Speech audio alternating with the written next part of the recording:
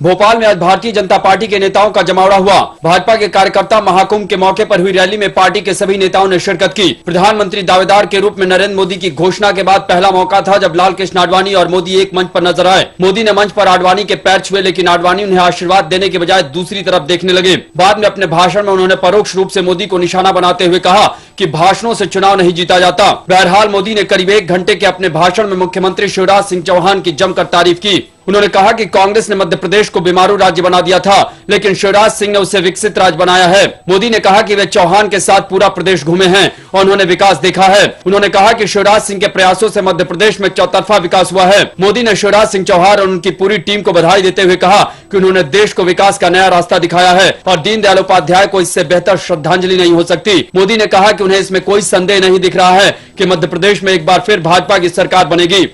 भाजपा के प्रधानमंत्री पद के दावेदार नरेंद्र मोदी ने केंद्र की यूपीए सरकार और कांग्रेस पर जमकर निशाना साधा है। मोदी ने कहा है कि कांग्रेस पार्टी सीबीआई का दुरुपयोग कर रही है और वह चुनाव में भाजपा का मुकाबला नहीं कर सकती, इसलिए लड़ने के लिए सीबीआई को ही मैदान में उतार दिया है। मध्य प्रदेश की राजधानी भोपाल के जम्बूरी मैदान में हुए कार्यकर्ता महाकुंभ में मोदी ने कांग्रेस पर हमला बोलते हुए कहा कि उसकी सरकार ने सिर्फ घोटालों का इतिहास बनाया है। मोदी ने कांग्रेस पर आरोप लगाते हुए कहा कि उसके नेतृत्व वाली सरकार भाजपा शासन वाले राज्यों के साथ भेदभाव कर रही है। मोदी ने दावा किया कि जब केंद्र में भाजपा का शासन था तब उसने कभी भी कांग्रेस शासित राज्यों के साथ भेदभाव नहीं किया।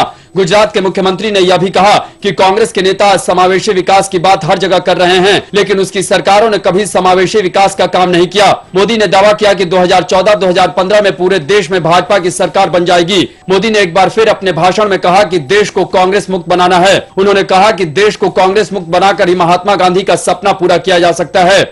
प्रधानमंत्री मनमोहन सिंह ने संयुक्त राष्ट्र महासभा की सालाना बैठक के दौरान पाकिस्तानी प्रधानमंत्री नवाज शरीफ के साथ मुलाकात को लेकर चल रही अटकलों को खत्म करते हुए कहा कि वे शरीफ से मिलेंगे। करीब 1 हफ्ते के लिए अमेरिका रवाना होने से पहले मनमोहन सिंह ने पत्रकारों से बात करते हुए कहा कि अमेरिका यात्रा के दौरान वे कुछ पड़ोसी देशों जैसे बांग्लादेश, नेपाल और पाकिस्तान के प्रधानमंत्रियों से मिलेंगे और द्विपक्षीय वार्ता करेंगे। शरीफ से मुलाकात के फैसले की आलोचना करते हुए भाजपा ने कहा कि प्रधानमंत्री ने मुंबई पर हुए आतंकवादी हमले के बाद जो कहा था या सीमा पर 5 भारतीय जवानों की हत्या के बाद जो कहा गया उसे याद रखना चाहिए था।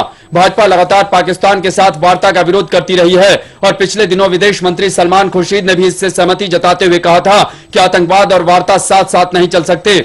सजायाफ्ता सांसदों और विधायकों की सदस्यता बचाने के लिए लाए जा रहे अध्यादेश का भारतीय जनता पार्टी ने विरोध किया है। भाजपा ने इस अध्यादेश को असंवैधानिक बताया है और पार्टी की वरिष्ठ नेता सुषमा स्वराज ने राष्ट्रपति से अपील की है कि वे इस पर दस्तखत न करें। सुषमा के इस ट्वीट पर सूचना व प्रसारण मंत्री मनीष तिवारी ने हैरानी जताते हुए कहा कि यह बिन मांगी सलाह है जिस पर गंभीरता से विचार नहीं करना चाहिए।